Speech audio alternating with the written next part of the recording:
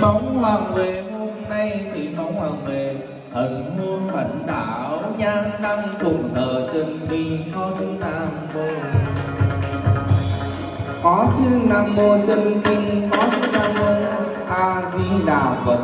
Hoàng vũ chấm đồng trong thời có phép thần thông.